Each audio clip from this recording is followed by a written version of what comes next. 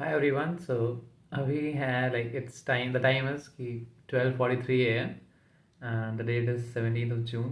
यानी कि मतलब कल NCCM का एग्ज़ाम है and I'm hoping to release this video on either the 19th of June or 18th of June की evening में. But I don't know. This depends on a lot of things. So I'm not sure कि हो पाएगा कि नहीं because tomorrow I'm catching a train to go back to Ayodhya for 2 days because Saturday, Sunday I have the time. And जब मैं Ayodhya पहुंचूंगा like अपने घर and उसके बाद से वो डेटा कलेक्ट करूंगा जिससे ये वीडियो कंप्लीट हो पाएगी एंड आई रियली होप कि 18th की इवनिंग पे ही आ जाए but just to make sure कि जितना ज़्यादा टाइम बचा सकता हूँ पहले ये पार्ट बना के बचा ले रहा हूँ by filming this part right now on like ये 16th की नाइट है बट 17th की मॉर्निंग है सो या it's something like that so जब यार मेरी जब पहली चैनल की वीडियो थी it was about my experience with the exam but it is not private because मैं बहुत एम्बेरस्ड हूँ इस वीडियो को लेके सो या it's private on the channel but मुझे लगा था कि लाइक इफ अगर वहाँ से चैनल की स्टार्टिंग हुई थी एंड आई थिंक कि एग्ज़ाम रिव्यू कोई ऐसी चीज़ होती एक ऐसी चीज़ होती है जिससे स्टूडेंट्स को काफ़ी रिलीफ मिलता है देखने के बाद उनको काफ़ी अच्छा लगता है कि हाँ ठीक है अगर मुझे पेपर डिफ़िकल्ट लगा तो सबको डिफ़िकल्ट लगा अगर मेरे अटेम्प्ट्स आते हैं तो कहीं ऐसा तो नहीं कि बाकी लोग ने कम किए हों या फिर बाकी लोग ने मुझसे भी ज़्यादा किए हों तो उन सारी चीज़ों का एक बैलेंस्ड व्यू मिल जाता है जैसे हम कभी भी एग्ज़ाम सेंटर से बाहर निकलते हैं तो फ्रेंड से बात करते हैं ना कि यार तेरा पेपर कैसा गया या फिर अपने घर पे जाके अपने फ्रेंड से बात करते हैं कि तूने ये वाला अटेंड किया तुमने वो वाला अटेंड किया तो these are the things that we are gonna discuss in this video and I tried to talk to like मैंने स्टोरी लगाई थी इंस्टाग्राम पर इफ़ यू रिमेंबर तो वहाँ से कुछ लोगों ने अपनी एंट्रीज दी थी कि yes we want to appear in the video and कुछ लोगों ने पर्सनली रीच आउट किया था जो बहुत ज़्यादा रेगुलरली चैनल पे दिखते हैं मुझे सो उनकी हेल्प से यार ये वीडियो पॉसिबल हो पाई है तो I would really like to thank these people जिन्होंने इस वीडियो में पार्टिसिपेट किया and yeah you should thank them too and apart from that अच्छा लगे वीडियो तो नीचे जाके कमेंट्स में अप्रिशिएट करना और अपने एक्सपीरियंसेस शेयर करना कि तुम्हें कैसा लगा पेपर एंड वीडियो को लाइक करना नए हो चैनल पे तो सब्सक्राइब करना गोज विदाउट सेइंग राइट कर दोगे ना अपने आप आई थिंक सो सो या subscribe like and comment with your exam में अटेम्प्ट्स क्या किए ठीक है पेपर का डिफ़िकल्टी लेवल कैसे लगा and most importantly GK and service aptitude के क्वेश्चंस कैसे थे बिकॉज दैट इज़ वेरी मतलब कि एक बहुत बड़ी हाइप होती है कि कैसे करते हैं ये वो तो यू गेट इट राइट तुम भी अभी आज से 2 दिन पहले एग्ज़ाम देने के पहले वाली स्टेज में थे and now you are in the stage where in you have taken the exam already तो अब आपके सिर्फ 2 स्टेप बचते हैं विच इज़ देखो वैसे 3 बचते हैं एक होता है answer key then there is results and then there is counselling counselling के बाद आपका सीधा हो जाएगा admission so without any further ado I would like to begin with the people I have in this video today and I'm very fortunate कि इतने सारे बर्डिंग hospitality people probably जिनके साथ इंटरेक्शन होने जा रहा है मेरा ये लोग कंट्री के बेस्ट कॉलेजेस में जाएंगे एंड उसके बाद से यू नेवर नो आगे जाके क्या होगा I really want some of कि जो लोग अभी इस वीडियो में अपीयर हो रहे हैं एंड तो मैं जितने भी लोगों ने इस चैनल पे आके अपनी अटेंडेंस लगाई कि सर ये कैसे होगा सर वो कैसे होगा एंड जो भी पॉसिबल हो पाया मैंने किया है तो मुझे अच्छा लगेगा देख के कि ये लोग अच्छी अच्छी जगहों पर पहुंच रहे हैं सो या let's just begin with the video with the first person we have today and they are okay so now that we have talked about what this video is going to be about I would like to welcome all the people जिन्होंने agree किया इस video को बनाने के लिए and I'm very thankful to them because nervous हैं and अपने exam का एक्सपीरियंस किसी को बताना इट्स ट्रस्ट मी मतलब इतना आसान नहीं होता मैं खुद जब एग्ज़ाम दे के आता हूँ घर पे कोई पूछता है मुझसे कि एग्ज़ाम कैसा हुआ तो मैं बस यही बोलता हूँ कि रिज़ल्ट आएगा तब पता चल जाएगा तो आई एम होपिंग कि इन लोग के लिए इतना डिस्कम्फर्टेबल नहीं होगा ये एक्सपीरियंस एंड या विद दैट सबसे पहले इन लोग आप लोग को रिक्वेस्ट करूँगा कि अपने आप को इंट्रोड्यूस कर दो तो will begin with you Arpita Hi, मेरा नाम अर्पिता घोष है and I'm from Kolkata. So, and I want to like, if I get a chance, तो मैं पूसा में जाना चाहती हूँ. Else it's okay. I'm okay with anywhere. And आज के एग्जाम में मैंने almost 190 questions attempt किए थे. Like, अगर मैं उसका पकड़ी तो. Right, great. हाँ. Okay. So now Athar, can you please introduce yourself? Hi everyone, I'm Atharo Patil. I'm from Pune. I'm aiming for IHM Mumbai. Of course. Fingers crossed. Let's hope for the best.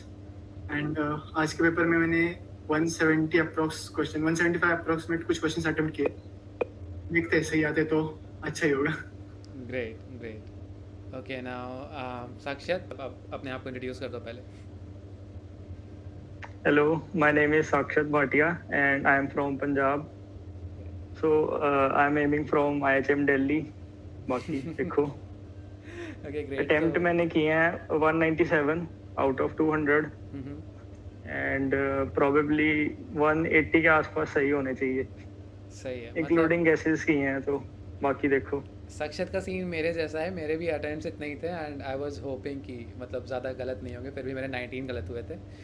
तो I hope कि सक्षत के इतने गलत ना हो. मॉक्स में भी थोड़ा वैसे ही था ना. मॉक्स के कंपैरेटिव अगर मैं देखूं तो इजी था, काफ़ी इजी था. अभी इस बारे में बात करते हैं हम. And on that note I think Sakshat आपका एक फूड चैनल है इंस्टाग्राम पर, तो उसके बारे में अगर कुछ बता सकते हो तो. एंड यहाँ पर और किसी का भी कोई ऐसा कोई चैनल या फिर कोई पेज है तो आप उसके बारे में बिल्कुल feel free to talk about it here. Like page actually मतलब मेरे को इतना, मैं घर पे खुद ही करता था बट दीदी ने थोड़ा बोला कि स्टार्ट कर पेज, इस पे डाला कर, तो मैंने फिर वैसे स्टार्ट किया लास्ट ईयर. काफ़ी अच्छा है यार. अभी थोड़ा कम डालता हूँ. कुछ पोस्ट देखे हैं एंड मतलब काफ़ी एस्थेटिक और बहुत क्वालिटी पोस्ट होते हैं. Abhishek, can you please introduce yourself?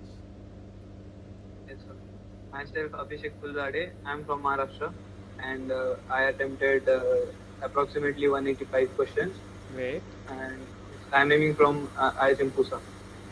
Okay, Maharashtra से होके IHM पूसा एम करना, like it's not very common. मैं सही बता रहा हूँ. मतलब बहुत सारे बच्चे जो Maharashtra, like for that matter Athar को ही देख लो, he is aiming for IHM Mumbai because he belongs to Maharashtra. बहुत क्लोज है उसके IHM Mumbai. But then feels good to hear that. Okay, so introductions हो गए हैं and we are expecting another person in a while. Till then I can ask a question कि सबसे पहले overall जो एग्ज़ाम था, कुछ लोग ने बताया कि मॉक से काफ़ी इजी था. काफ़ी इजी बोलोगे या कम इजी बोलोगे? इजी था. ओके, एक्चुअली बहुत इजी. ऑलराइट. सक्षत, मॉक पे तो रियल पेपर बहुत ही बढ़िया बढ़िया. और किसी को कुछ कहना है regarding the comparison between mock and actual exam? I would say बहुत इजी नहीं था. मतलब मेरे लिए सेम लेवल पे था, लेकिन मॉक्स कंपैरेटिवली टफ होते हैं. मतलब जीके सेक्शन फॉर एग्जांपल हम लेते हैं तो जीके में थोड़े टफ क्वेश्चंस आते हैं कंपैरेटिवली. जो एग्जाम था आज उसमें इजी आए थे and that's the thing. Yes, great great. And और किसी का कोई ओपिनियन? अभिषेक, आप कुछ बोलना चाहते हो? आपने मॉक्स दिए थे. अच्छा, अभिषेक का वीडियो रुक गया है तो आई एम अज्यूमिंग कि इंटरनेट इश्यूज हैं. Sakshat, you want to speak anything? Mocks में मतलब बेसिकली मैंने जो नोटिस किया है कि वो टॉपिक्स ज़्यादा डालते हैं. पेपर में एक ही टॉपिक पे ज़्यादा क्वेश्चंस होते हैं, तो उस हिसाब से मेरे को थोड़ा लगता है थोड़ा इजी आता है पेपर. एग्जैक्टली. तो एग्जाम्स के यूजुअली क्या होता है, कुछ फेवरेट टॉपिक्स होते हैं एंड वो एग्जाम वाइज वैरी करते हैं. लाइक क्लाट वगैरह के जैसे एग्जाम हो जाते हैं तो वहाँ पर रीडिंग कॉम्प्रिहेंशन का बहुत बड़ा रोल होता है. बट NCHM में रीडिंग कॉम्प्रिहेंशन का छोटा सा रोल है. लाइक 10 क्वेश्चन आते हैं out of 60, which is trust me बहुत कम है. तो सेंटेंस इंप्रूवमेंट हो गया इंग्लिश में एंड स्पॉटिंग एरर्स. मैंने जितना भी अभी तक कैंडिडेट से बात की, बहुत सारे बच्चों के दोपहर से मैं मैसेजेस का वेट, आज मैं बच्चों के मैसेजेस का वेट कर रहा हूँ कि कैसा गया एग्जाम एंड ऑल. तो समझ में यही आया है कि spotting errors and sentence improvement के जो क्वेश्चंस होते हैं ये भी काफ़ी इजी आए थे मॉक के कंपैरिजन में, if I am not wrong, right. तो इसी तरह से होता है यार. मॉक में क्या होता है कि जो बेसिक टॉपिक्स होते हैं, टॉपिक्स सेम ही रहते हैं मॉक में और एग्ज़ाम में, बट सक्षत ने जैसे बोला कि रेपिटेशन बहुत ज़्यादा होता है. सेम टॉपिक से बार बार क्वेश्चन आ रहा है तो आपके कॉन्सेप्ट दिमाग में बने हुए हैं कि लास्ट क्वेश्चन इस फार्मूला पे किया था, इसी से थोड़ा बहुत लिंक्ड है जो फार्मूला, उसी के बेसिस पर नेक्स्ट क्वेश्चन होगा. मैथ्स में क्या टाइम, स्पीड, डिस्टेंस के क्वेश्चन आए थे एंड टाइम एंड वर्क के आए थे and profit and loss, compound interest, simple interest yes sir, आए थे. सिंपल इंटरेस्ट के थे, कंपाउंड के नहीं. ओके, लॉजिकल रीजनिंग में डाइस के क्वेश्चंस आए थे? नो सर, डाइस के नहीं आए. बढ़िया. और वो पिक्चर सीक्वेंस वाले आए थे जिसमें सीक्वेंस को स्पॉट करना. वो आए थे, एक दो आए थे.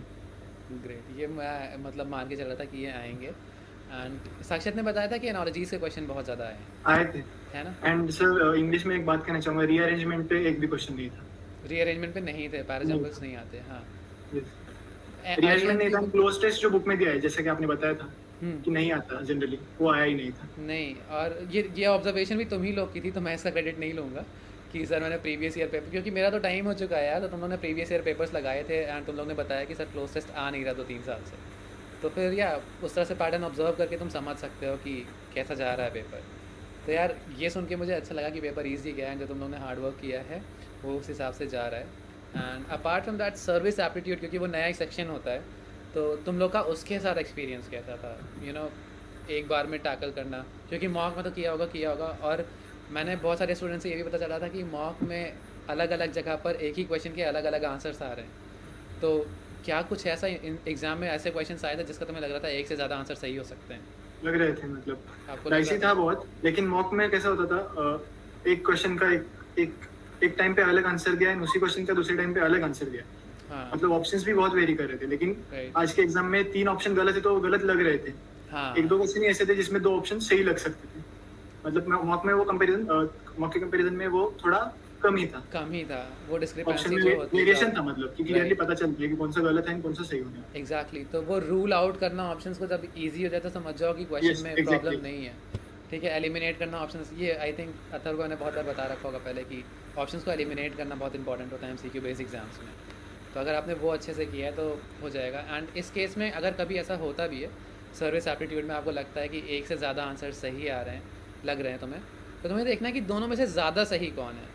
ठीक है, कौन सा ऑप्शन है, तो जो ज़्यादा सही है। वैसे अब तुम लोग के काम की ये बात तो नहीं है, but this video is more focus on the coming people जो अगले साल बैठेंगे इस एग्ज़ाम में, and it's gonna help them. तो आई एम होपिंग कि तुम लोग का एक्सपीरियंस तुम लोग को हेल्प करेगा, एंड यू हैव फाइनली अब तुम लोग मेरी जगह पर आ गए हो, जहाँ पर मैं अब तक तुम लोग की हेल्प करता, अब तुम लोग दूसरे बच्चों की हेल्प कर रहे हो। ठीक है, तो सर्विस एप्टीट्यूड हो गया एंड ओवरऑल पेपर की बात कर ली। जीके एंड करंट अफेयर्स के बहुत सारे क्वेश्चंस कमेंट में मैंने पढ़ रखे हैं, बहुत सारे क्वेश्चंस, तो प्लीज़ एक एक करके बताओ कि कैसा था। मतलब सबसे पहले सक्षत से स्टार्ट करते हैं कि करंट अफेयर्स का क्या था सीन। मेरा बेसिकली वैसे ही जीके ज़्यादा स्ट्रॉन्ग है नहीं, मैं रिलाई कर रहा था मैथ्स रीजनिंग पे ज़्यादा, क्योंकि वो मेरे को पता था मैंने कर लेनी है, जीके होएगी नहीं मेरे से। हाँ, तो मुझे 9-10 आई गेस आते होंगे, बाकी मैंने थोड़े बहुत गेस किए एंड थोड़े बहुत राइट, हो गए। सही, मतलब कर लिया है ना। राइट, अगर गेस भी कर रहे हो तो थोड़ा सा अपनी गट फीलिंग का इन सब चीज़ों का थोड़ा ध्यान में रख के एंड थोड़ा सा अपना दिमाग भी लगाना, तब एक फाइनल गेस अप्लाई करना, वो काम कर जाएगा more often than not. Arpita, आपका कैसा था जीएस के साथ एक्सपीरियंस? लगे जीके बहुत अच्छा नहीं है, तो मैंने कुछ तो बहुत ही लाइक वेगली जो मुझे सच में नहीं आ रहा था वो मैंने छोड़ दिया, और फिर कुछ एक तो हाँ गेस किया। होता है यार कि जीके कुछ वाला क्वेश्चंस part होते हैं मेरा जिनका अच्छा था। बिल्कुल ही क्लू नहीं होता है, तो ऐसे क्वेश्चंस में तो यही सजेशन रहेगा कि टच भी मत करो ऐसे क्वेश्चंस को। ठीक है, क्योंकि छोड़ दो। हाँ 4 ऑप्शंस में से 3 गलत होते हैं, तो गलत होने के चांसेस ज़्यादा है, प्रोबेबिलिटी ज़्यादा है। ठीक है, तो अथर्व आपका क्या था जीके के साथ एक्सपीरियंस? सर जीके के लिए मैंने क्वेश्चंस पढ़ना स्टार्ट किया, पहला क्वेश्चन आ रहा था, श्योर नहीं था, फ्लैग कर दिया, आगे बढ़ा, ऐसे करते करते करते आगे बढ़ा, जो आ रहा था वो शॉर्ट वहीं पे कर दिया, हाँ नहीं आ रहा था वो एक बार फिर रीड किया, हाँ। लेकिन जो नहीं आ रहा था वो किया ही नहीं। मतलब कहने को जाओ तो आई गेस 14 to 20 मैंने अटेम्प्ट किए एंड वो मुझे शॉर्ट लग रहे थे, जो नहीं आ रहे थे मैंने किए ही नहीं। अच्छा, दैट्स गुड, क्योंकि अगर आपने उतने ही क्वेश्चंस किए जो आपको Yes, डेफिनेटली आते हैं, तो गलत होने के चांसेस 0 हो जाते हैं, तो आपका Yes, स्कोर sir. बढ़े ना बढ़े, घटेगा तो बिल्कुल नहीं। घटेगा नहीं। राइट, एंड अभिषेक सर आप जिसके बारे में पढ़ा ही नहीं है वो करेक्ट, मतलब उसके बारे में कुछ कहना गलत बात है, सो राइट, वो करने से बेहतर है कि छोड़ ही दे। चांस लेने से बेटर है सेफ खेलना। अभिषेक, आपका क्या एक्सपीरियंस था जीके के साथ? क्वेश्चंस लगभग रिपीटेड थे, मतलब जो मॉक टेस्ट और बुक में से थे आधे, तो वो उसका हेल्प हुआ, और बाकी जो श्योर थे वो जल्दी कर लिए। Alright. जो नया है आपको वो कुछ उसके- मेमोरी है, मतलब कुछ याद है आप में से किसी को भी कि जीके में क्या क्वेश्चंस आए थे, कौन से रिपीटेड थे? मतलब 1-2 क्वेश्चंस ही बताओगे तो एक बेसिक आइडिया लग जाएगा कैंडिडेट्स को। करंट अफेयर्स का आया था कि G20 समिट इंडिया में कब होगा। राइट, ओके, एंड और कोई क्वेश्चन? एक और था सर, नीति आयोग का फुल फॉर्म आया था, ओके, नीति आयोग का full form then last year Atal पे आया टनल था। कनेक्ट्स विच टू स्टेट्स, ऐसा आया था, विच टू सिटीज या स्टेट्स आया था, अटल टनल का आया था। सार्क मेंबर्स ये Yes, भी था, सार्क कुछ members। बहुत ही basic general question. Commonwealth Games Delhi में कब हुई थी, एक वो Yes. स्टैटिक से आया था। तो यार अगर मतलब अगर मैं गलत नहीं बोल रहा हूँ, तो अगर तुम कोई भी करंट अफेयर्स मैगजीन उठाते हो तो ये सारे टॉपिक्स यूजुअली पहले 5 पेजेस में आते हैं स्टैटिक जीएस के फॉर्म में, या फिर रीसेंट करंट अफेयर्स भी देखोगे तो उसमें पहले 5 पेजेस में यही सारी चीज़ें लिखी होती हैं। इंग्लिश की हमने बात कर ली, राइट, एंड मैथ्स बचता है। मैथ्स क्या मतलब, मेरे टाइम पर क्या हुआ था कि मैथ्स जो होती बिल्कुल ऐसा मुझे लग रहा था कि मैं 9th-10th क्लास की मैथ्स कर रहा हूँ, जो कि होता यही है, टॉपिक्स तो वही हैं सारे 9th-10th क्लास वाले ही, बट डिफ़िकल्टी लेवल जो एक होता है ना वो भी एकदम ड्रामेटिकली गिर जाता है एग्जाम में। तो क्या तुम लोग के साथ भी ऐसा ही था कि या थोड़े बहुत एवरेज क्वेश्चंस आए थे? बीच में लाइक 3-4 क्वेश्चंस होंगे जिनका हाँ। लग रहा था कि ये करने पड़ेंगे सॉल्व 2 मिनट बैठ के, हाँ, बाकी तो हो रहे थे। ओके, तो इसके साथ मेरे दिमाग में भी एक और क्वेश्चन आया, बट इसके बाद पूछेंगे। अर्पिता, आप बताओ आपका मैथ्स के साथ एक्सपीरियंस कैसा था?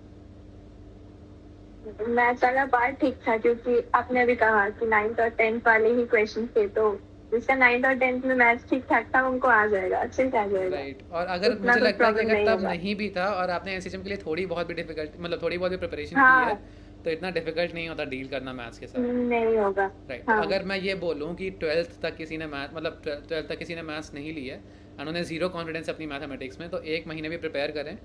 1 महीना भी ज़्यादा ही बोल रहा हूँ आई थिंक मैं, तो आई डोंट थिंक कि ऐसा कुछ गलत होगा। Hi Bhavyansh, glad that you have joined. आप can you please introduce yourself for the people? Hi, this is Bhavyansh Kingal from Uttar Pradesh, Ghaziabad. I am currently pursuing my studies, higher studies, and I am willing to join NCHM CT, that is IHM PUSA. I'll be willing to join IHM PUSA via the exam NCHM CT. And we've just finished with our exam that was today itself, and probably we'll be getting a good score in it as well. Rest, I am from commerce background, that is commerce with applied maths. That's all. Great, तो अभी हम maths की ही बात कर रहे थे, तो Bhavyansh since commerce background से, तो उससे ही पूछ लेते हैं कि मैथ्स के साथ एक्सपीरियंस रहा कैसा, ठीक है? तो Bhavyansh, if you could please tell that. So basically, it was a new subject for me, as in I chose to go with applied maths. So basically, it was new for everybody that was studying with me. So it was basically for aptitude exams. If you are willing to go for aptitude exams after 12th, like NCHM CT, it would be very helpful for you, because the majority of the syllabus that is in aptitude based examinations, entrance examination, I don't know about the rest of them, but about NCHM CT, I can confidently say that the maths is purely based on applied mathematics of class 12. That is time based series and calendars, that is all present in class 12's applied maths. So if you are willing to give NCHM CT and all, so, and if you are from commerce background, that being said, because I don't think so there is an option for PCM guys or PCMB guys to choose applied maths. That is normal maths for them, the standard one. So I'll be suggesting people to go with applied maths if you are wanting to make a career in hotel industry and willing to appear for NCHM CT also.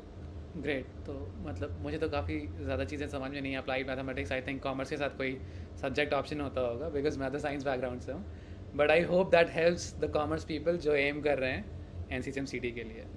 Alright, Atharva, आप?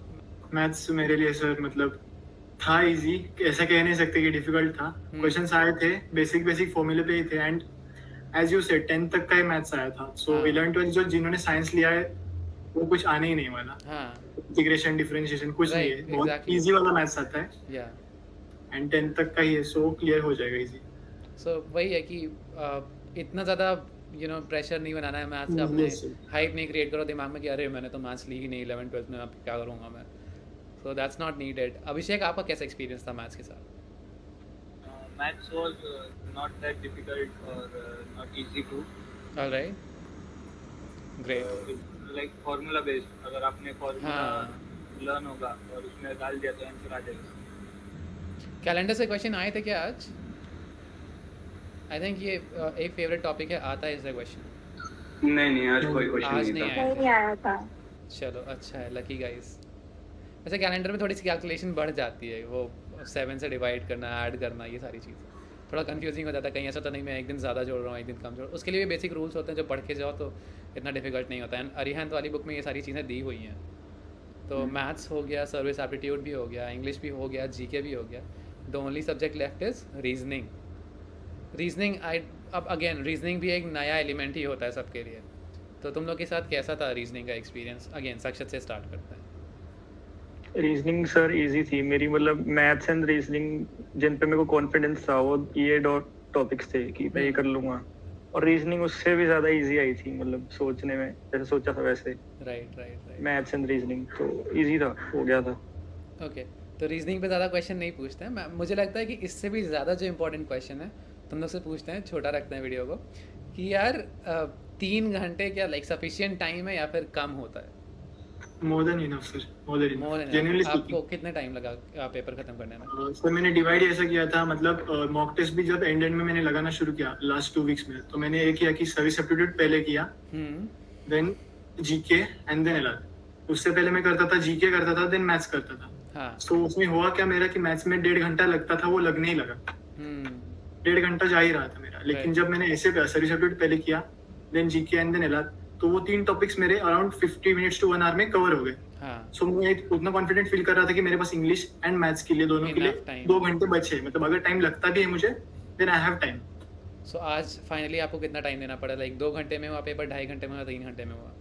Paper sir वैसे हो गया था मेरा around 2 hours 45 minutes में, and after that जो mark किए थे मैंने क्वेश्चंस, वो एक बार रीचेक करके एंड सब कर रहा था। Great great. I think NCHM में रिवीजन के लिए सफिशिएंट टाइम मिलता है अपने क्वेश्चंस को रिविजिट करने के लिए। अर्पिता, आपका क्या एक्सपीरियंस था? 3 hours are okay। मेरे पास लास्ट में ऑलमोस्ट 10 मिनट्स रह गए थे, ऑलराइट। और मैंने मैथ्स लास्ट में किया था, तो इसलिए मेरा ऑलमोस्ट पूरा टाइम लग ही गया था। और हाँ ठीक था। I first started with that service aptitude, फिर इंग्लिश, उसके बाद एलआर, जीके, फिर मैथ्स, ऐसे किया था। तो मुझे ये वाला इजी लगता था, जैसे मैंने वैसे किया, और मेरे पास काफी टाइम था भी, मैंने सारा रीचेक भी कर लिया था। Great. Time management is okay. Time management is okay, मतलब इतना डिफिकल्ट नहीं है, कोई बहुत बड़ी डील वो भी नहीं है। तो एक एक करके हम Right. विकेट गिराते जा रहे हैं, तो प्रॉब्लम्स खत्म होती जा रही है कि रीजनिंग दिक्कत नहीं है, मैथ्स दिक्कत नहीं है, इंग्लिश दिक्कत नहीं है। साक्षात, आपको कितना टाइम लगा 3 घंटे में से? सर मेरे को लगे थे 2 hours, और बाकी मतलब मेरे 3-4 क्वेश्चन रह गए थे, वो मैंने फिर बाद में रिवाइज किए। राइट, मतलब अगर आपको शॉर्ट अटेम्प्ट्स हैं उनके लिए आपको इतना टाइम नहीं लगता, उसके बाद जो टाइम बचता है उसमें आप रिविजिट कर सकते हैं उन क्वेश्चंस को जिनके बारे में आपको बिल्कुल भी क्लू नहीं था, या फिर ऐसा लग रहा था कि हो जाएगा बट टाइम चाहिए, तो मैंने लास्ट के लिए छोड़ दिया। अभिषेक, आपका टाइम कितना टाइम लगा, बस ये बता दो। 2 hours, more 2 than hours 2 hours और मोर देन। भव्यांश, आपका? अराउंड 2 hours 50 minutes इसलिए लगे क्योंकि मेरे से एक सेक्शन मिस हो गया था, क्योंकि सेक्शन वाइज जो ऊपर सेक्शन लिखा हुआ था, हाँ। तो प्रॉपरली क्योंकि वहां पे उतना स्पेस नहीं था उस वाले बार में, तो मेरे को 4 ही सेक्शंस दिख रहे थे, और हीट ऑफ द मोमेंट में पता नहीं चलता है। हाँ। तो मैं उस हिसाब से आराम से कर रहा था कि तो अभी तो बहुत टाइम है, क्योंकि 1 घंटा तब बच रहा था। फिर मैंने देखा कि अच्छा एप्टीट्यूड सर्विस सेक्टर का वो बाय चांस है कि मैंने स्क्रॉल कर लिया, तो वो 50 क्वेश्चन मैंने फिर 45 मिनट्स में किए, उसके बाद जो 10 मिनट बचे उसमें मार्क वाले क्वेश्चंस किए। देखो, जो तुमने अभी बात बोली है, बहुत सारे व्यूवर्स के दिमाग में क्वेश्चन आएगा कि यार कैसे, मतलब तुमने इतने सारे मॉक लगाए हैं, तो सर्विस एप्टीट्यूड का क्वेश्चन तुम ऐसा नहीं लग रहा था कि मिसिंग है, कहाँ गया पेपर में वो क्वेश्चन क्यों नहीं मिल रहे जिनमें सबसे ज्यादा वो score आता है? माइंडसेट उस टाइम पे ऐसा था ना कि इतनी हीट ऑफ द मोमेंट है, एक तो क्योंकि it is first time experience. इससे पहले जितने भी मैंने कॉलेजेस के एग्जाम्स वगैरह दिए हैं वो ऑनलाइन हुए, Home based, तो yeah. It was a new experience. तो इतना सारा, जब इतनी सारी चीजें रन कर रही होती है ना माइंड में, तुम्हारे कैलकुलेशंस भी चल रही है, आसपास में इधर उधर देखना भी नहीं, कोई साइन कराने आ रहा है शीट, कोई कुछ हो रहा है, तो हाँ, इतने ये सारी चीजें बहुत में माइंड से problem स्लिप हो जाता है। और जो मॉक देते हैं ना, Yes. That is very lengthy, तो अगर उसके हिसाब से देखा जाए ना तो पेपर में टाइम कम लगता है। तो अगर कोई मॉक से घबरा रहा है ना कि मॉक दे दिया भाई, टाइम में टाइम पड़ लिमिट रहा में है। नहीं हो रहा, हाँ, तो उसको इतना घबराने की जरूरत नहीं है, क्योंकि मॉक में मेरा भी ज्यादा टाइम लग रहा था। जब मैंने सेक्शन वाइज किया ना कि एक सेक्शन कर लिया, भाई ये तो 4 घंटे बैठ रहा है, कैसे दूंगा मैं वहां, तो वहां नहीं लगता इतना टाइम, क्योंकि वहां पे एक कैलकुलेशन शॉर्ट होती है, वहां कोई कैलकुलेशन चेक करने के लिए नहीं बैठा, वो आपके बेसिकली वो देखना चाह रहे हैं प्रेजेंस ऑफ माइंड कितनी है। एग्जैक्टली। तो और ये भी होता है ना कि the more you sweat while you train the lesser you bleed in the war. तो तुम लोग ने मॉक में उतना सीख लिया था टाइम मैनेजमेंट की, जब असली बैटल हुआ तो वहाँ पर इतना टाइम लगा नहीं। अब सबसे इंटरेस्टिंग क्वेश्चन पूछने जा रहा हूँ, ठीक है, तो थोड़ा उस हिसाब से आंसर देना अपना सोच समझ के, कि अगर तुम ज़ीरो प्रिपरेशन रखते, ठीक है, तुमने कुछ नहीं प्रिपेयर किया था NCHMCT के लिए, और ऐसे ही चले जाते एग्ज़ाम सेंटर में मुँह उठा के, तो आज तुम्हारे अटेम्प्ट्स लगभग कितने होते? वो कितना, वो एक जो गैप होता है ना, वो प्रिपरेशन के साथ तुमने कितना कवर किया, ये है रीज़न मेरा पूछने का। क्योंकि आखिरी दिन तक मेरे पास क्वेश्चन आए थे कि सर एक दिन में मैं कैसे कर सकता हूँ NCHM के लिए, तो मुझे समझ में नहीं आता कि हंसूँ या फिर मैं क्या करूँ, but I think there is always a way out. तो साक्षात से स्टार्ट करते हैं कि अगर आप ज़ीरो प्रिपरेशन के साथ जाते हैं NCHM में, तो आपको क्या लगता है कि आपकी परफॉर्मेंस कैसी रहती सर 100 तो कर ही लेंगे क्योंकि 50 तो सर्विस एप्टर के हो है? गए राइट। और इंग्लिश भी हो जाएगी, हाँ, रीजनिंग थोड़ी सी हो जाएगी, बस बाकी मान हो ही लेते हैं कि जाएगा। सर्विस एप्टीट्यूड के आप 50 क्वेश्चंस करके आओगे, 40 इंग्लिश के, रीजनिंग के 10, 15 मान लेते हैं रीजनिंग के, रीजनिंग के हो जाएंगे, 15 हो जाएंगे। ठीक है, 50 40 19 एंड मैथ्स जिसको थोड़ी बहुत भी याद है वो कर लेगा, 10 कर लेगा मेरे ख्याल से। 115 क्वेश्चन हो गए। एंड फिर उसके बाद जीएस में भी, जीएस तो न्यूट्रल टॉपिक है, तो आई थिंक 15 क्वेश्चंस मान ले, कट ऑफ क्लियर हो जाएगा। 115 एंड 15 क्वेश्चन जीएस में 130, तो 520 मार्क्स बन रहे हैं यार अगर कोई सारे सही करके आता है तो इट्स 130 क्वेश्चंस एंड 13 4 52, तो 520 मार्क्स अगर आप जीरो प्रिपरेशन के साथ जाते हो तो भी चांसेस हैं कि आप स्कोर कर सकते हो। And I think Arpita, Atharva, Abhishek और भाव्यांश का भी यही होगा उनकी तरफ से इनपुट की अगर आप जीरो प्रिपरेशन के साथ जाते तो भी ये चांसेस हैं। बट ये सुनने में जितना अच्छा लग रहा है, जितना ईजी लग रहा है, जितना हैपनिंग लग रहा है, उतना होता नहीं है, क्योंकि जब आपने कभी पहले कोई प्रिपरेशन ही नहीं किया तो वो टाइम मैनेजमेंट एक एस्पेक्ट है, पेपर के साथ डील कैसे करना है, कौन सा सेक्शन पहले देखना है, कौन सा सेक्शन बाद में देखना है, तो ये सारी चीज़ें हैं। और आपने पेपर कभी देखा नहीं तो आपको पता भी नहीं है कि सर्विस एप्टीट्यूड जैसी कोई चीज़ है जिसमें मैं स्कोर कर सकता हूँ। आप पहली बार क्वेश्चन देखोगे आपका दिमाग घूम जाएगा कि ये कहना क्या चाह रहा है, क्वेश्चन मुझसे मांग क्या रहा है। तो आई डोंट थिंक कि आपको ज़ीरो प्रिपरेशन के साथ जाना चाहिए एग्ज़ाम में, बट ये इंटरेस्टिंग लगा मुझे क्वेश्चन, तो मैंने पूछ लिया। And with that being said यार, बहुत अच्छा लगा मुझे तुम लोग से ये इंटरेक्शन करके। एंड मुझे एक्चुअली अपना वो टाइम याद आ गया जब मैं एग्ज़ाम दे के आया था, एंड एग्ज़ाम देते आते ही मैंने शाम को खड़ा हो गया, मतलब वीडियो रिकॉर्ड की थी एंड अपलोड किया था यूट्यूब पर पहली बार, एंड उसके बाद व्यूज़ पे व्यूज़ आते गए एंड मैं मोटिवेट होता गया। So thank you so much again everyone for joining, and if you want to say anything you have the stage. Thank you for like making those videos. It's always a pleasure यार। और मतलब दोपहर से बहुत लोग के message आए जिन्होंने बोला कि all thanks to you, but it's not the case. मैं तो सिर्फ एडवाइस देता हूँ, एंड वो एडवाइस आई थिंक बहुत सारे बच्चों के पास जा रही है। तो एक्चुअली एंड में उन्हीं बच्चों के अच्छे स्कोर्स आएंगे जिन्होंने एडवाइस से ज़्यादा हार्डवर्क में बिलीव किया। तो तुम लोग ने मेहनत की है यार, इसकी वजह से तुम लोग ने अच्छे अटैम्प्ट्स किए, स्कोर किया। एंड आई थिंक यहाँ पर जो भी लोग बैठे हुए हैं, जिन आप लोग का जो भी इनपुट था, जितने भी अच्छे अटैम्प्ट्स किए आपने, that is solely because of your hard work and preparation, जो आप सीरियसनेस से, डेडिकेशन थी, एंड जो डेट्रीमेंटल इफेक्ट्स होते हैं यूट्यूब के उसको साइड में रख दिया आपने, तब जाके प्रिपेयर किया। So again thankful to you all कि आप लोग यहाँ पर आए, and again all the best for your results. And बाकी जो बच्चे जो ये वीडियो देख रहे हैं उन्हें भी all the best. I am hoping कि इस वीडियो के कमेंट्स में बहुत सारे क्वेश्चन होने वाले हैं, किस बच्चे ने कितना अटेम्प्ट किया, तुम लोग ने कितना अटेम्प्ट किया, तो you all can join in the comments, ठीक है। Thank you again.